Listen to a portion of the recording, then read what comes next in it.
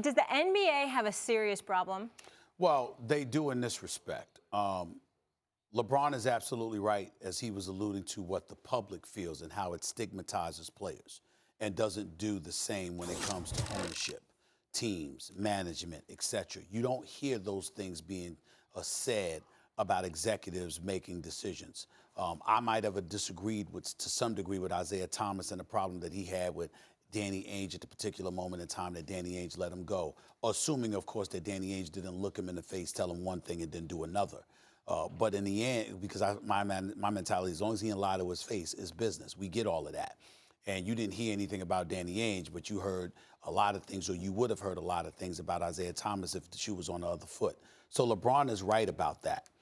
But when it comes to the league itself, here's where you have a problem. You have the animus on the part of the players that ultimately is going to transfer over to them, because you're always going to have some resentment of those in power.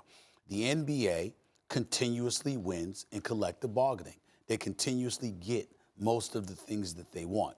A lot of these things can be resolved if your players' association were to make, and I'm certainly not trying to cast any aspersions on Michelle Roberts, who's just started at the job a few years ago and I think is doing an outstanding job.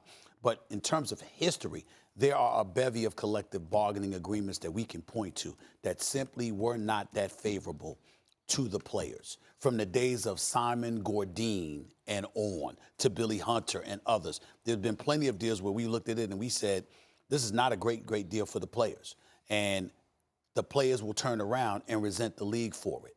That's problematic, because at the business negotiating table, both sides are trying to win what it is that they want. Now, you say you understand business, but the reality is you usually resent the outcome when you don't perceive it as working in your favor.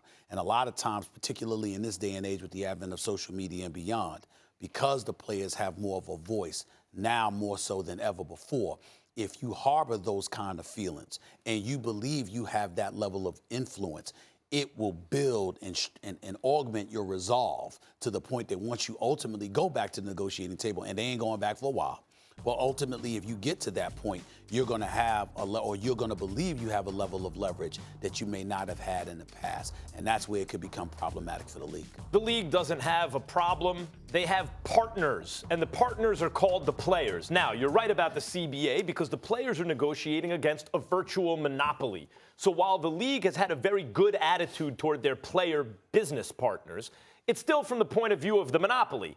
We're being generous here. We're not really forced to do these things necessarily. And so the players use what leverage they have to counteract that. Look, you're an NBA player. You're one of the best who ever did it at what you do. You've gotten to the height of your profession. The league already has rules in place to ensure that you have to leave so much money on the table to leave your team that virtually no top player in the history of basketball has left before year 6.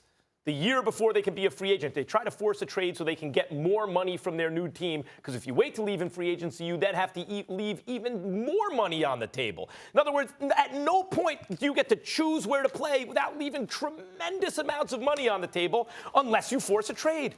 So, of course, they're going to force a trade. And what boggles my mind about all this, think about this laissez-faire attitude that the league has when it comes to selling franchises, right?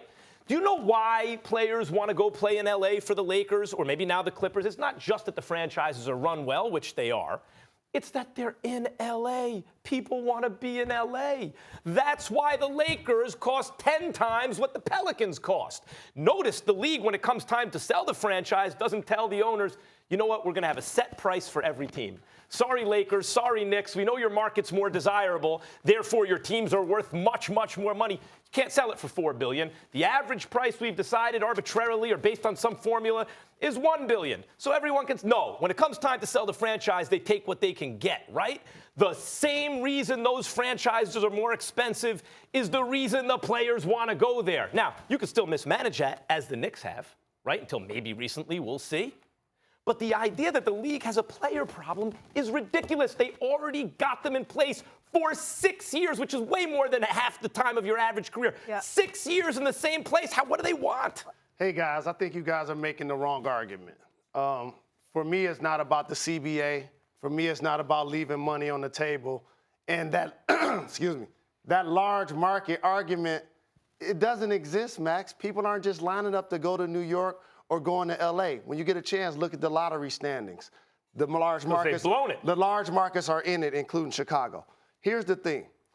When you sign up to do a business deal, and once we exchange funds, it ain't personal no more. It's business. And as a player, the reason why the league does not have a problem, we know when the trade deadline is. Don't y'all got a ticker counting down the trade deadline? We know when that's coming. You get a chance to anticipate being traded. There are only 10 players currently in the league that have played at least 8 years that have stayed with one team. It comes with it. You're going to get moved. I got traded from Toronto to New York on the same day the teams played each other. I woke up in Toronto and flew home with the Knicks and stayed in a hotel that night. It comes with the territory. And also, being traded ain't a bad thing. Everybody throws that around like it's a bad thing. It wasn't bad for Kyrie to get traded from the Cavs to the Celtics. They were a better squad. It wasn't bad for Kyrie to leave San Antonio. He wanted to leave. LeBron wanted to leave. But LeBron's comment is not about the league has a problem. Let me finish. I'll let y'all go. It's about the players. No, deciding. LeBron's comment is about him getting traded before the game. He knew he was getting traded, number one. So that's a misreport. Number two is when you know you can get traded, guess what? That's 24/7, 365. Tobias Harris made a game-winning shot and got traded to the Sixers.